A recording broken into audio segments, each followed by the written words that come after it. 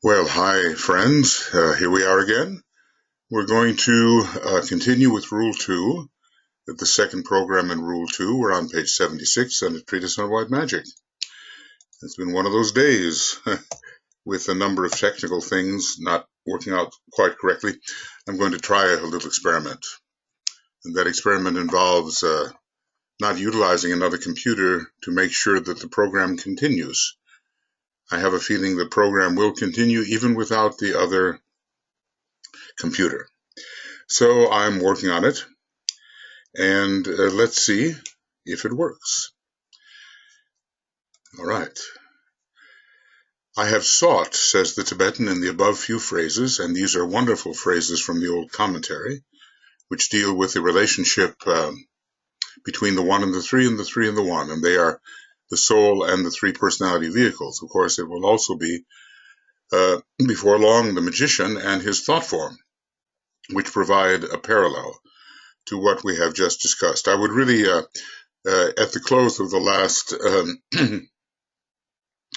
program, I read it aloud without my own commentary, the section from the old commentary, which is really beautiful, and it shows how the light, the fourfold fire blazes forth, the one and the three. And the Tibetan said in closing, in this pictorial writing, which I have sought to convey in modern English, the sages of old embodied an idea. The old commentary from which these words are taken has no assignable date. I suppose different entries came at different times. Excuse me. Should I endeavor to tell you its age, I have no means of proving the truth of my words, and hence would be faith with credulity. In other words, the aspirants would just believe. A thing aspirants must avoid in their search for the essential and the real. I think we have to trust Master Decay, but we must not fall into blind belief if for some reason our intuition or our reasoning indicates otherwise than what is said. Okay, so now we go on with the section that is before us. Page 76. I have to remember this. 76. One more than 75. Maybe I don't have to go running backward at the end. I have sought in the above few phrases to give the gist of what is expressed in the commentary through the means of a few symbols and a cryptic text. These old scriptures are not read in the way modern students read books. Amazing. They are seen, touched, realized. The method of the meaning is disclosed in a flash. The flash of intuition, of course. It's really what we have here. The flash of intuition, which is Uranian in nature. Let me illustrate. The words, the one enunciates the word which drowns the triple sound. Well, maybe in music we've had that example. A note or a chord which drowns out the sounds which continue to sound. Below it, they are depicted by a shaft of light, ending in a symbolic word in gold, superimposed over three symbols in black, rose, and green. This is interesting, black, rose, and green, and of course I think we can see that the black represents the physical nature, the rose, certainly the astral nature, and the green, with its third ray, the mental nature. Thus are the secrets guarded with care, and we have to learn how to read these languages. Maybe he's given us an example of how the Senzar is brought forward. I don't know, but it makes you want to read this symbolic language and to discern from it what the Tibetan is able to read. I felt it might be of interest to students to know this much about this ancient test book of the adepts. Test book? not text, I suppose, test. Our consideration of this rule will fall into two parts. Number one, the relation of the, well, okay, not one yet, but the relation between the soul and the personality. This will be handled particularly with reference to meditation in the daily life, more than from the theoretical and the academical. And the significance of the words, the lower light is thrown upward, these deal with the centers and the Kundalini fire. Well, this is presenting at the outset the meanings. I would like here to point out the advisability of each student arriving at an understanding of his etheric body, and this for certain reasons. Okay. So we have been attempting to do this, and I think in this 21st century there will be much understanding that comes our way as scientists progress in measuring these subtle electrical fields. Okay, then, so why this? Why the advisability of arriving at an understanding of our etheric body? And maybe the two parts actually are given here, and maybe we can call this part one, and maybe we can call the other part two. Let's see. Maybe falling into two parts, the relation of soul and personality in terms of meditation, and then the significance of the word, the lower light is thrown upward. Maybe those are the two parts we're talking about. And now here, the advisability of learning about the etheric body is explained for the following reasons. First, the etheric body is the next aspect of the world substance to be studied by scientists and investigators. Notice it is gradual. We have studied the emotional vehicle, but not with a sense that it is an independent field of some kind, just the effects of the emotions upon the psyche of man, the physical plane life as well. This time will be hastened if thinking men and women can formulate intelligent ideas anent this interesting subject, and this is our task in many respects. Yes, we can aid in the revelation of the truth by our clear thinking, and from the standpoint of the present pronouncements about the ether, scientists will eventually arrive at an understanding of etheric forms and bodies. Now remember, well before this book was written, the existence of the ether was discounted. Maybe the Michelson-Morley experiment did away with the need for the ether, so the scientists of the time thought, and it will have to be reinstated. A new conception of the ether will have to be instated, and the ether, the reality of the ether, reinstated.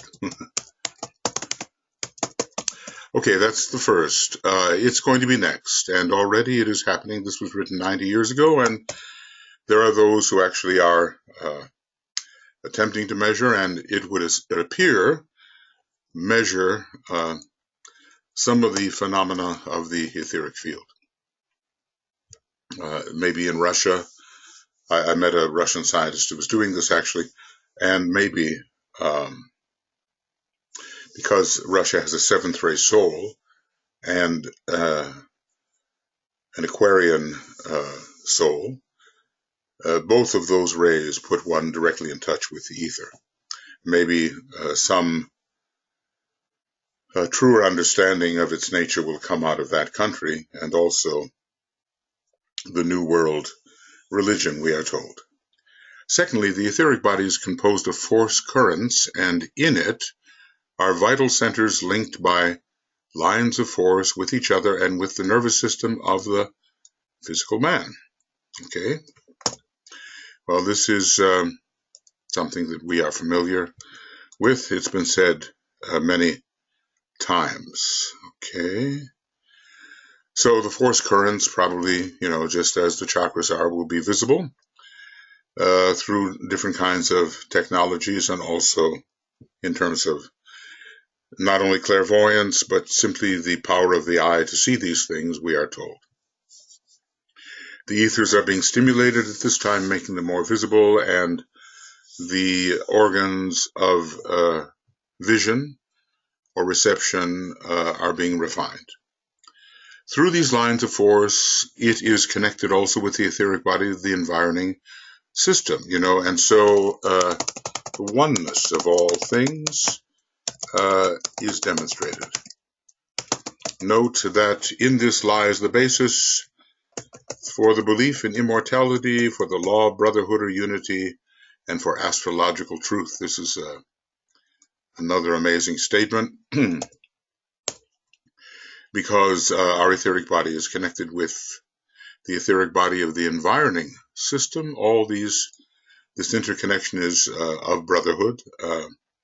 The method of transmission of energy of astrological energy, is via the etheric body of the solar system and beyond, depending on what's being transmitted, because the planetary etheric body will be connected with the larger environing solar systemic etheric body. And the immortality, it shows us that when the body dissolves or stops its state of vitality, the state of vitality somehow continues in the electrical system, usually surrounding and pervading the body. There are probably other things that we could say about that, but these are important truths, and if the etheric body can, study of the etheric body can confirm these important factors, immortality, the law of brotherhood or unity, and astrological truth, then this study of the etheric body will be a huge advancement. The study of the etheric body will be a huge advancement for man, and a belief in his future, and a recognition of his interconnection with the larger and subtle environment. Okay. Now, thirdly, let's see. What we've begun to do here, really, reminding ourselves, is he wants to help us arrive at an understanding of the etheric body, and for the following reasons, it's next to be studied, and it links us up, and some important beliefs or facts that simply take the form of beliefs at this time will be confirmed as factual in the mind of the human being. Now, I've managed to go all the way back to the beginning, which is not what I wanted to do at all.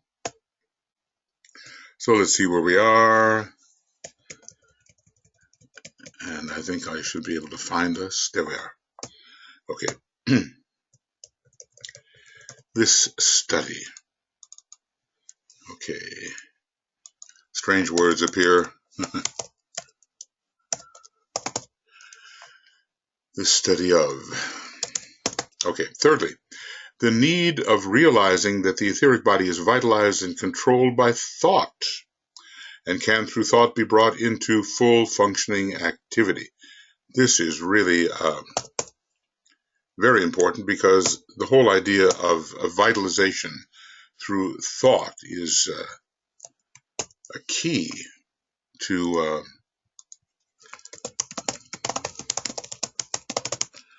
to additional energy that we need to accomplish what we must. The key to the additional energy we need to accomplish what we must. So vitalized and controlled by thought. Let's remember that our electrical system, our bioelectrical field is vitalized and controlled by thought.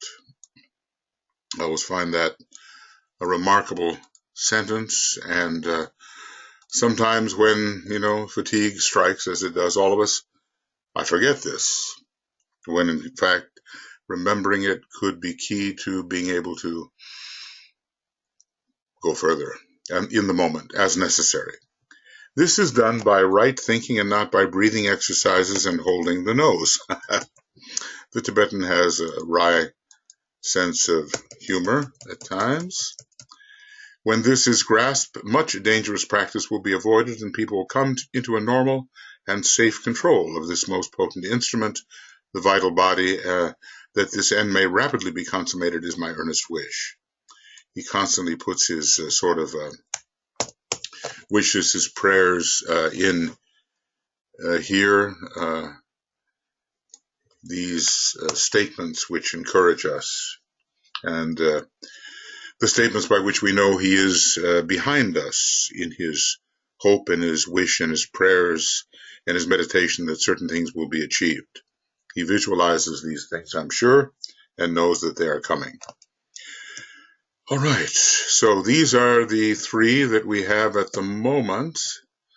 We must arrive at the understanding of the etheric body for certain reasons. It's coming up next in terms of the scientific study. It will demonstrate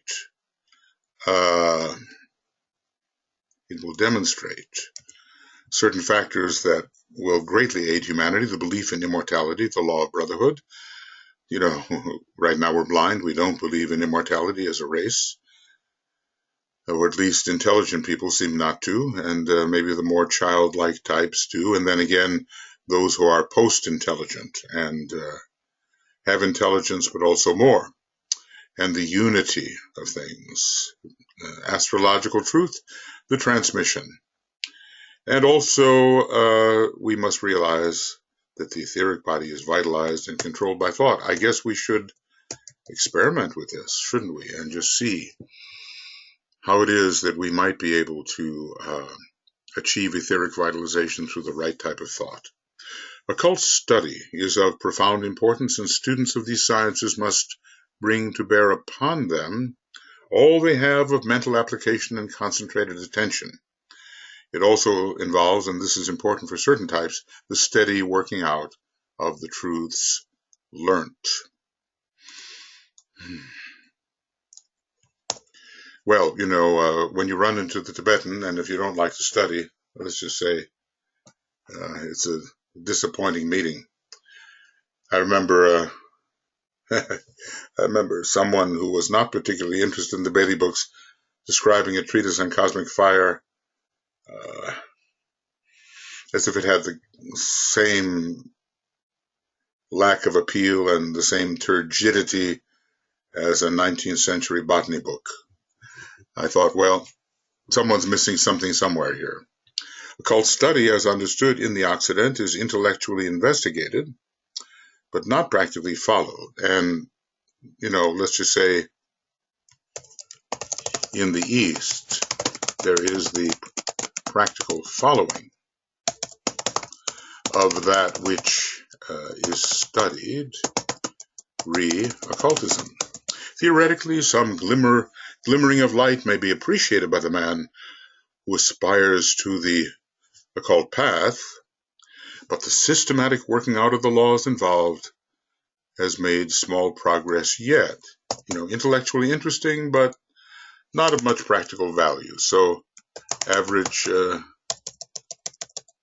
the average student of these matters may not apply himself to the working out of that which is learned through study.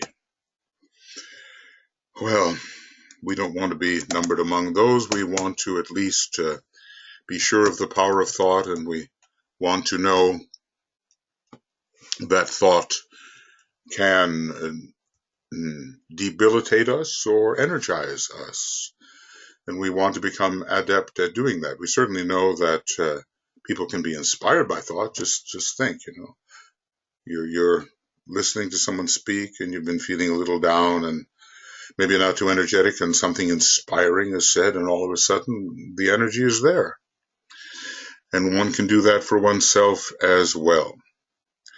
So, in the in occult study, which has not yet been followed in quite the right way in the West, wherein lies the hindrance? So it may be of value to study three things, the hindrance to occult study. Notice that we're still a long way from exhaustively applying ourselves to the understanding of this particular rule. The rule, what did it say here? Gotta find it, huh? Oh, goodness.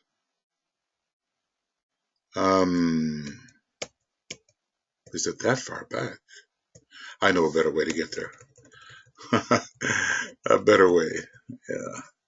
Going back and forth this way is not very useful. Let's just turn to here. When the shadow hath responded in meditation deep, the work proceedeth, the lower light is thrown upward, the greater light illuminates the three, and the work of the four proceedeth. Well, we've had a little bit of that, but not from the point of view of the magician creating. If the magician is the soul, then we've had some elucidation. But there's going to be more in terms of that which the white magician actually does to create the proper type of thought form. Okay, so we're going to study three things about hindrances. The Occidental hindrances to correct occult study. Now, that was then, this is now, maybe it's worse now, maybe it's better. Let's see how these hindrances may be surmounted, and certain things the aspirant may safely undertake in the equipping of himself for the occult path, for that is the stage, and for the majority, the only stage at present possible. Thus, thus to equip ourselves for the occult path is possible, but true and practical and effective practice of occultism is not yet certainly fully possible. I remember long ago reading Manly Hall about the difference between the academic occultist and the practical occultist. And in practical occultism lies much of danger for one who is not energetically and morally and courageously ready for it. So these are the three factors that we're going to study. Apparently in the West, even though occultism is moving towards the West, it's not so easy. And yet here we are, largely Western people, or maybe people in Oriental countries with a very Western mentality. And what can we do? Okay. So, one of the main hindrances to the correct apprehension of the laws of occultism and their practical application lies in the fact of the comparative newness of the Occident and the rapid changes which have been the outstanding feature of European and American civilization. How shall we look at these things? Let's say,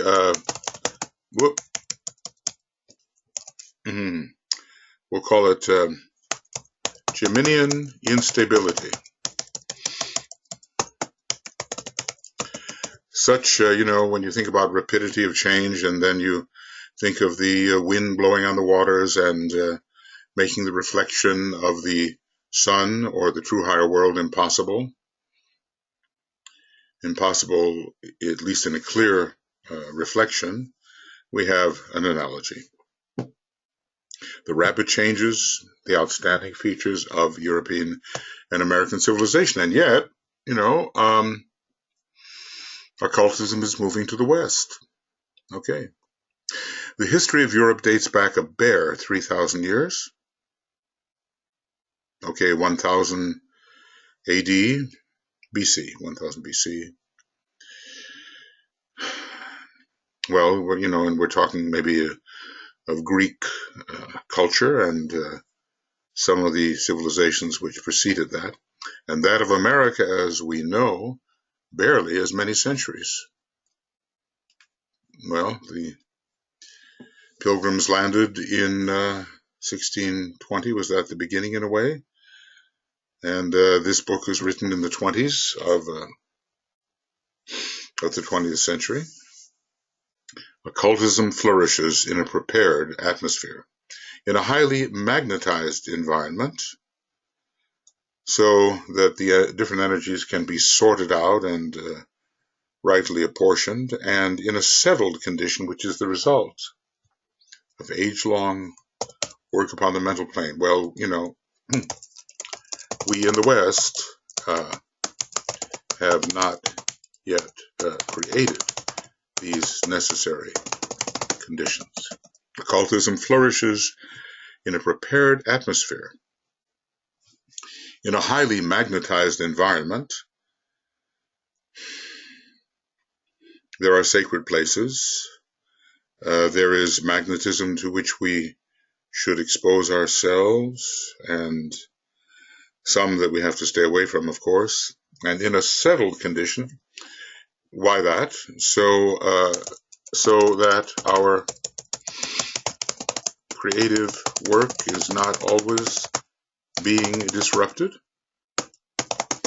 Okay? Disrupted. Right. This is one reason why India provides such an adequate school of endeavor. Now, there, as I said before, has been a westernization of the East. China, India, they're both Ray 1 countries are going to be great countries again in a powerful way. It's pretty clear. I was in India once in this life. And, well, some of the worst aspects of industrialization are visible. And we see this also in terms of the pollution in China. There are not enough safeguards. The blue smoke is billowing forth from the back of so many motorcycles. It's hard to breathe. The dust is everywhere. Well, of course, that was 20 years ago when I was there, 18 years ago. But is it much better now? The pollution has gotten worse in China, worse in India. This is all part of the industrialization, the inheritance of the Industrial Revolution come later than in the West.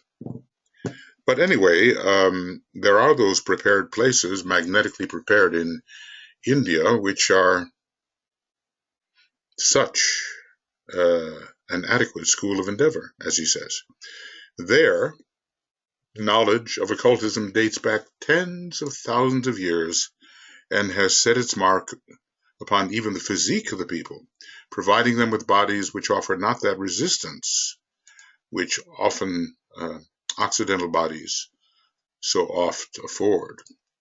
So this is a long-established familiarity with occultism, even to the point where the physical body has been affected by it. So, he talks often of the difference between the Western body and the Eastern body and the need for us not to confuse the two and not to do in the West what is meant for the Eastern type to do, and maybe vice versa. The environment has been long permeated with the strong vibrations of the Great Ones, who reside within its borders, in Tibet, let us say, in India, in China, perhaps also, and who, in their passage to and fro, and through their proximity continuously magnetize the environing ether. So what are we saying here? You know, the very presence of the masters has a magnetic effect on the ethers, and makes the study of occultism more successful and less disrupted. Well, I'm not, I was in China too. I was not, let's just say, sufficiently familiar with all the possible places where this magnetism may be occurring, but no doubt it does occur in protected spaces, despite the huge industrialization which these two countries are undergoing. And maybe things in the West will settle down in a manner that will promote the development of occultism, while the East takes on a new type of burden. There are adepts that are in the West, and that is their natural place of expression. The Master R, the Master Jesus. Some are intermediaries between East and West, Master KH, the DK himself, so forth. So this in itself affords another line of least resistance, for the etheric magnetization affects the etheric bodies of the contacted population. So, you know, just in general, we might say that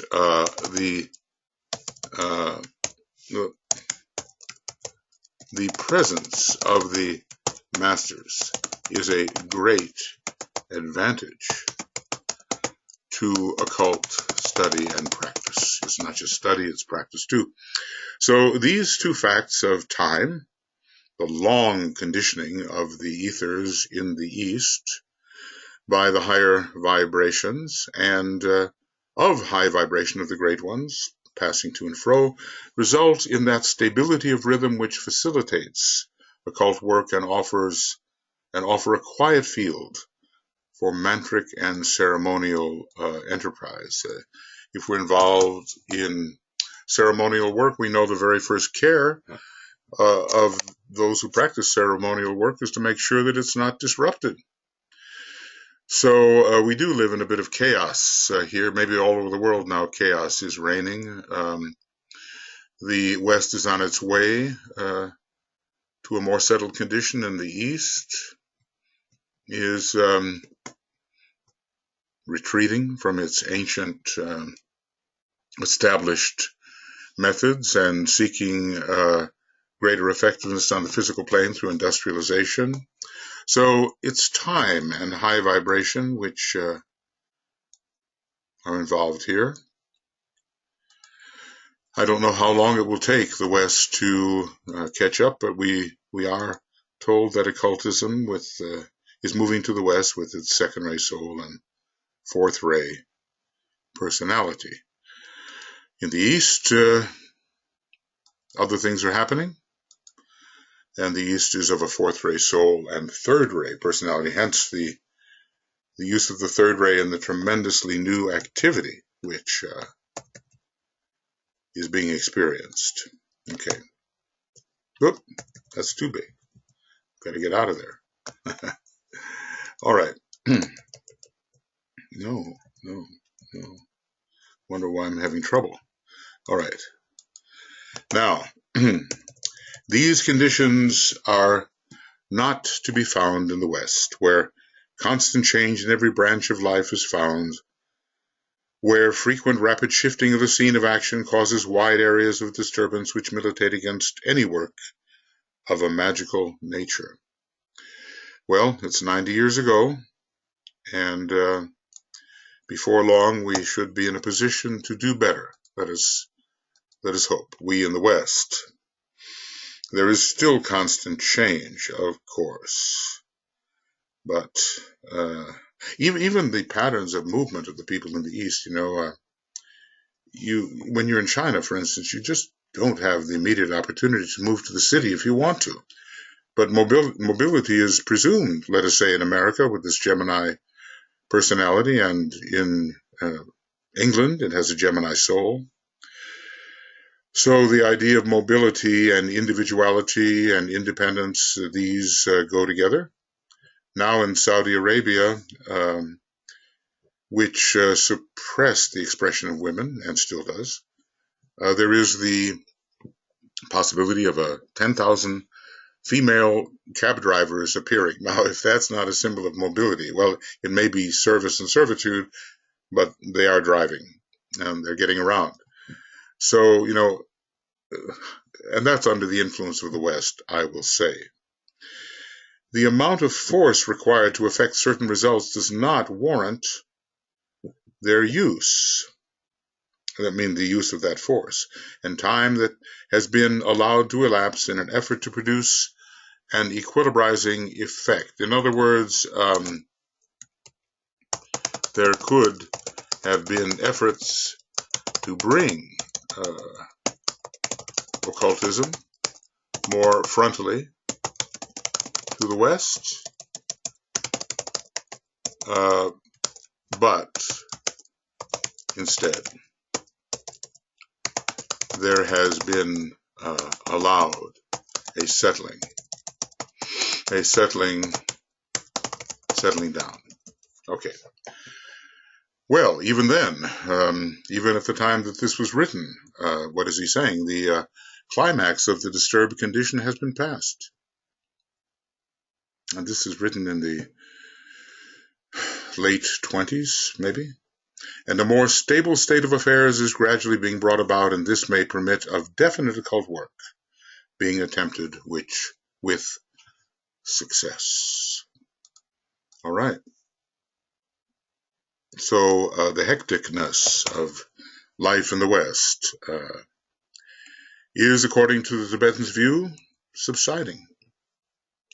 The Master R is working upon this problem, and likewise the Master of the English race, not the Master who occupies himself with the labor movement or the betterment of social conditions. Let's just say that's the third-ray Master. So what are we dealing with here? Is he, DK, speaking of a second-ray English Master? Well, there are a number of these English Masters, and they are on different rays, but mostly the second or the third. Somewhere, the reduction of noise, he'll probably talk about that here. The reduction of noise is part of the settling of the environment in which occultism can be practiced. We all know, it's difficult to meditate when there are disturbing noises, and where, if you're in the middle of a city where sirens and traffic noises can intrude at any time, we have a first-hand experience of that kind of disruption. But a quieter time is coming in the West. And when I was in India, I was certainly hoping that a quieter time could be reestablished there. So they are aided by a disciple of rare capability in Sweden. Well, some people have wondered whether that was Lawrencey. Is this Lawrencey? But he seemed to be more involved with writing. He certainly was Swedish, and he was a disciple of rare capacity. And by an initiate in the southern, but who knows about their inner work, you see. This is what they seem to do outwardly, but inwardly, much as possible. And by an initiate in the southern part of Russia, who works much on the mental levels. So we're not being told who that may be. There seems to be, or to have been, at least a Bulgarian initiate. And I'm forgetting his name now, a very distinguished looking man with white hair, Peter something. Anyway, these problems are recognized and are being addressed. The quieting of the atmosphere, like we might say the calming of the waters, so that occult work can be done in a manner that is not disrupted. Their aim is so to tap the resources of force stored up by the Nirmanakayas that its downflow may sweep out lower grade matter and thus permit the high play of higher vibration rather. Because, the lower, I guess what's being said here, the lower vibration is disruptive to the incoming and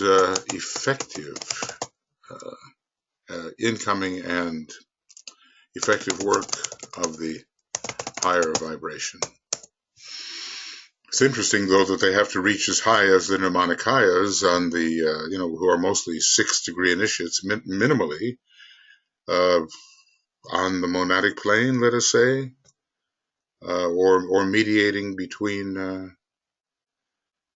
Shambhala and hierarchy in some manner, in order to, as we do when we use the Om, to sweep out the vibration of lower matter to allow the display or the demonstration of a higher, a more rhythmic type of matter. Let's just say maybe the higher matter is ruled by Sattva, and the lower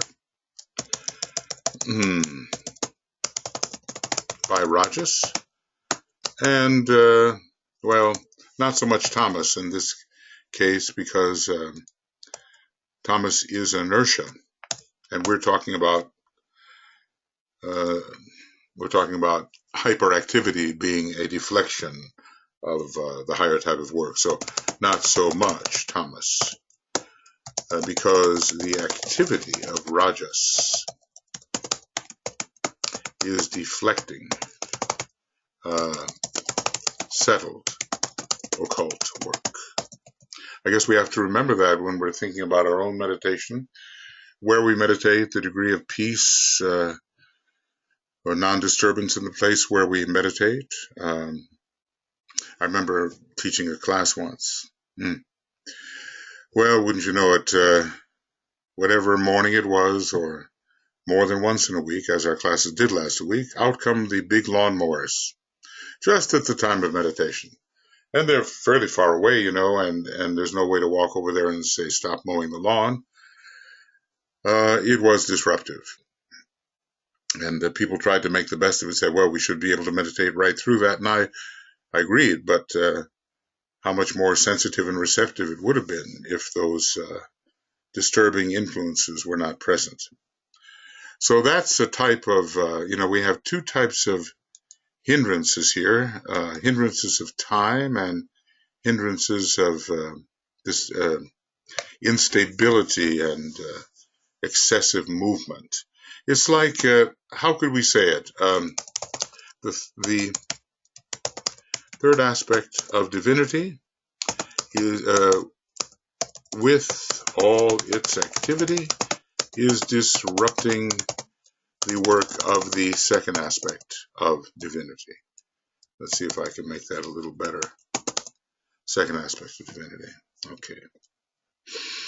Okay, so that we understand has been a problem, and the time of the worst disturbance was past even then in the late 20s and maybe very early 30s when this was being written.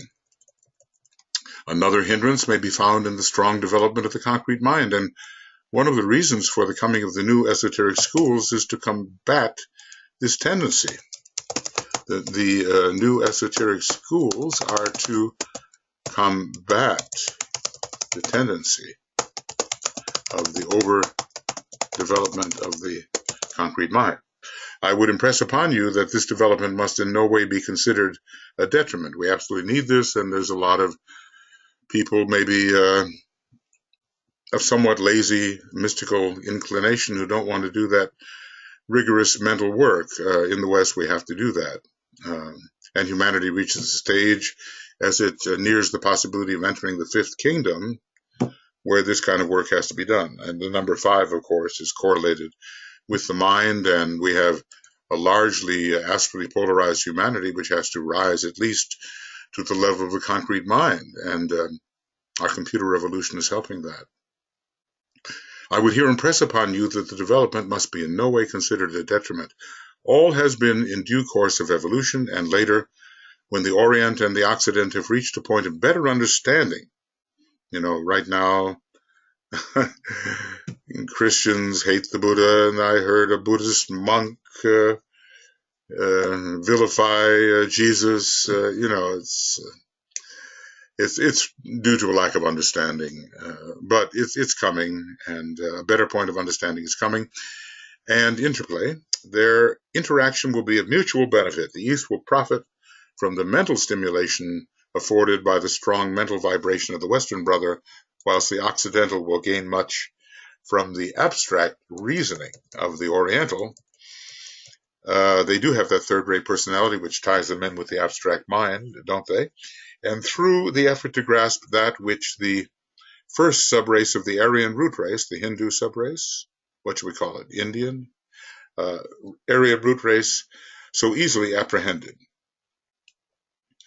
The unity of things, I suppose. He will contact his higher mind, and thus build with greater facility the bridge between the higher and the lower mind, which is what we in the West, under DK's instruction, we in the West, under DK's instruction,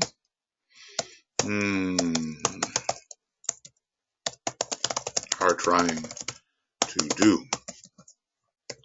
The two types need each other, and their effect upon each other tends to eventual synthesis, just as, well, let us remember, quite apart from the what the ignorant adherents of either religion says, the Buddha and the Christ are great brothers, exemplifying Gemini and the great second ray of love, wisdom. Together, they are love and they are wisdom.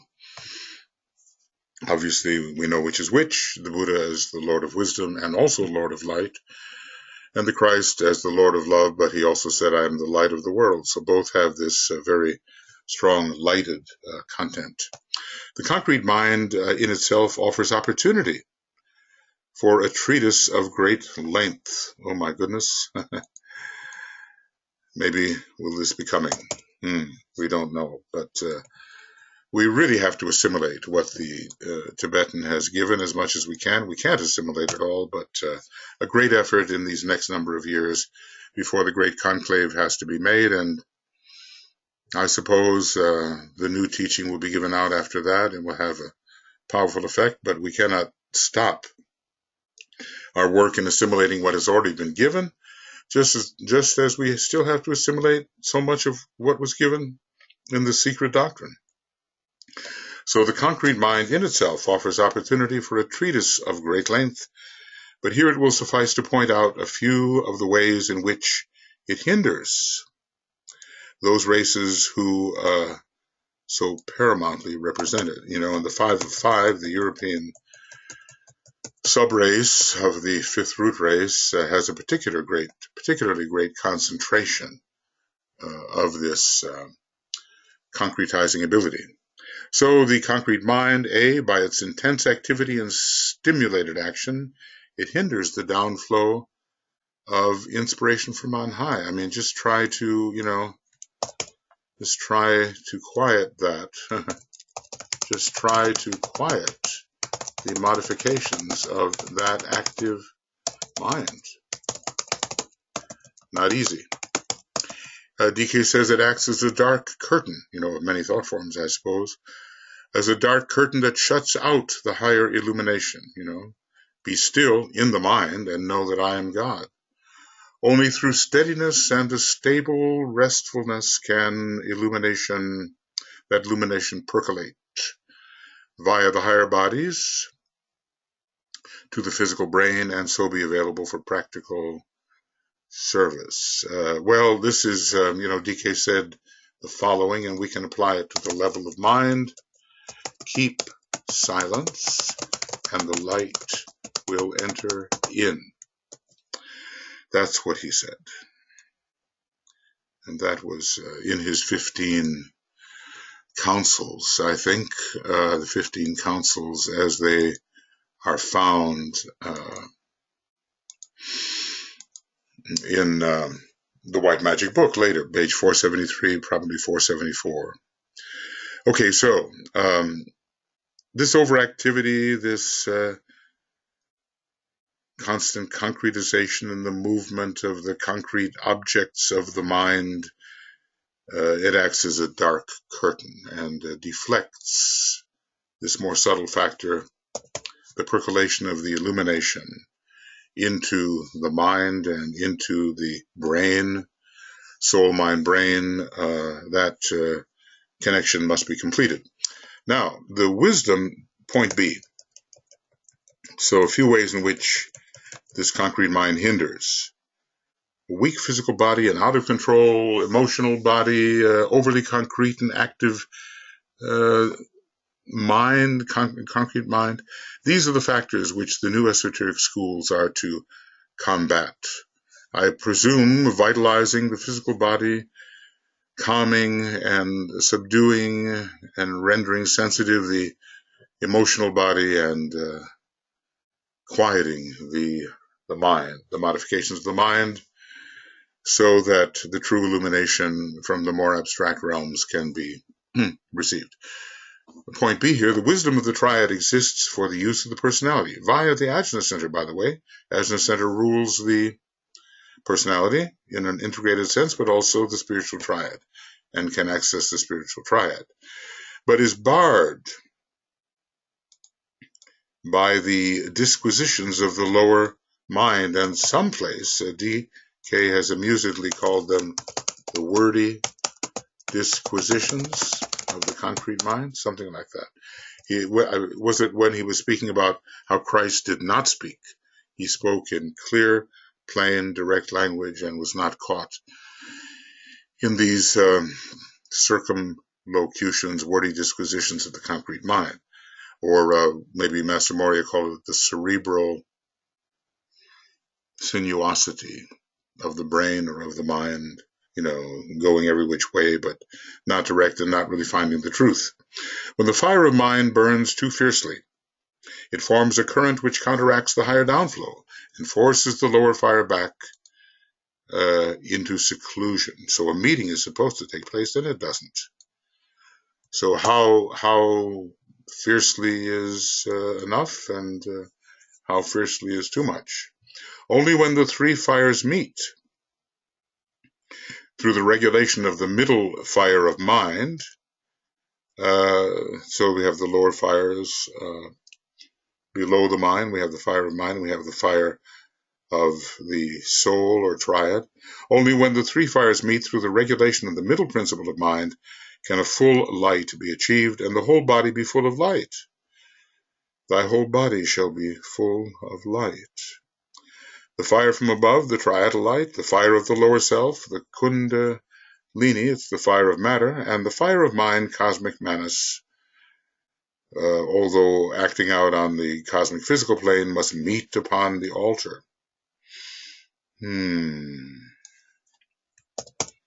altar, where sacrifice is made. And what is that altar? I'm going to reserve judgment just for a moment.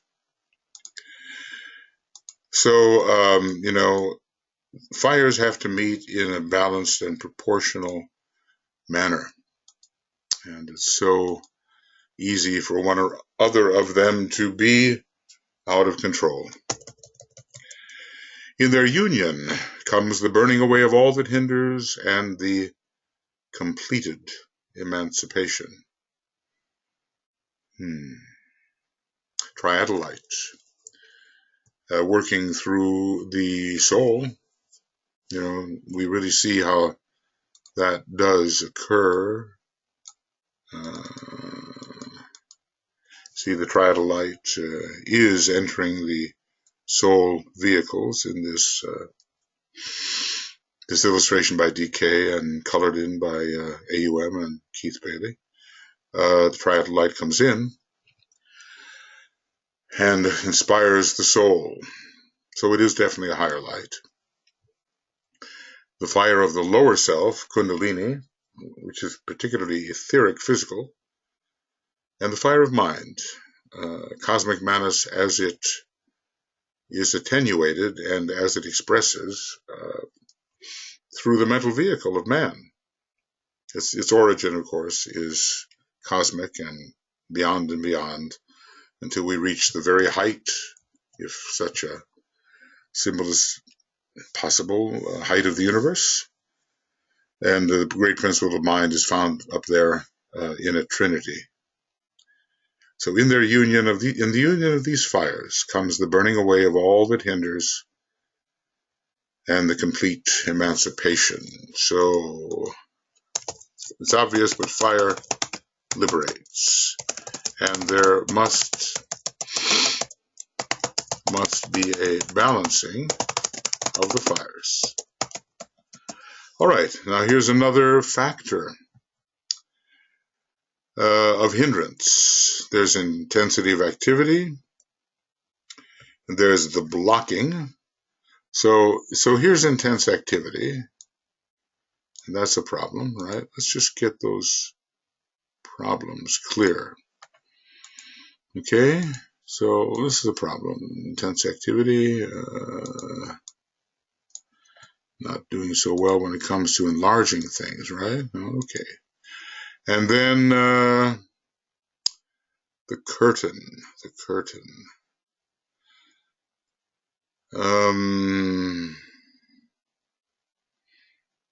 Okay. Well, I'm not, where is that? Maybe it was back farther. Anyway, the disquisitions of the lower mind. So I'll just put them here like that.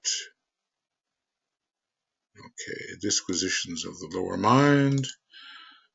And never too easy to do this.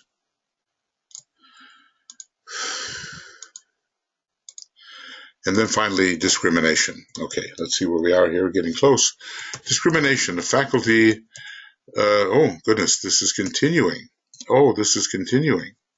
Well. Oh, I think I cannot go on. I cannot.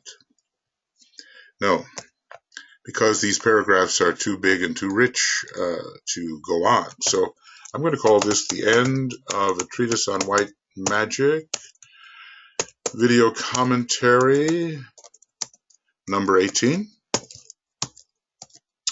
and page, I remembered, 76 to 81. Is that correct?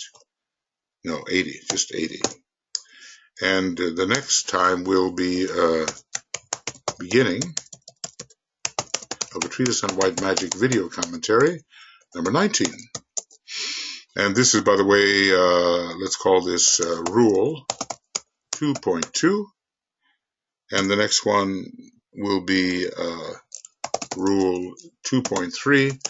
And page 80 will be beginning with distinguishing, discrimination as the distinguishing factor. Okay, but it is a hindrance. Okay, so now, and a necessary hindrance. We're told, of course, we must cultivate the concrete mind. That is absolutely essential. But we can't let it rule the day. It does rule the day with the brothers of the left-hand path. They veer off somehow instead of passing the temptations in the desert, and they develop this concrete mind till it becomes almost, and maybe it does, a kind of separated or 13th vehicle, and carry it on via some Deva line of development to heights of development which DK says are so huge they're unimaginable to us. We don't want that. We want to tread the Syrian path of the kind of Christ-centered initiation which is offered, Sirius is a kind of cosmic Christ, no question about that. So that means we have to pass these temptations in the desert, the world, the flesh, and the devil after the second initiation. Otherwise, the added power cannot be conferred. So we have, and we're stopping with right now, the hindrances of the concrete mind, the hindrances. Okay, so thank you for being here, and I've managed to do 3 of these today, and even with talking for 23 minutes to a blank screen. Love that, and then you have to start all over again, but onward we go, and trying to bring real understanding into this very important treatise on the control of the astral body, it's been said, and on the foundation of real discipleship. Thank you, and bye.